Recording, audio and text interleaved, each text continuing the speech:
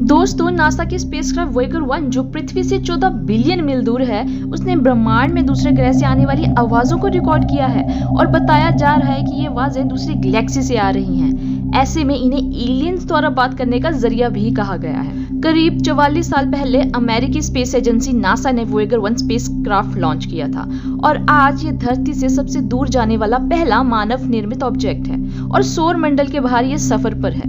इसने हाल ही में एक नया डाटा भेजा है। इस डाटा के आधार पर एक हम की आवाज को डिटेक्ट किया गया है जो धरती से 14 अरब मील दूर सितारों के बीच पाई जाने वाली गैस से निकली है। वोयेगर 1 में लगे उपकरण ने प्लाज्मा की आवाज रिकॉर्ड की है और ये प्लाज्मा मैटर का चौथा स्टेट होता है जिससे 99.9% ब्रह्मांड बना है। दोस्तों, आपको क्या लगता है, ये एलियंस द्वारा भेजा गया कोई सिग्नल है या फिर कोई इंटरस्टेलर स्पेस में पाई जाने वाली गैस? मुझे कमेंट सेक्शन में लिख के जरूर बताएं। नमस्कार।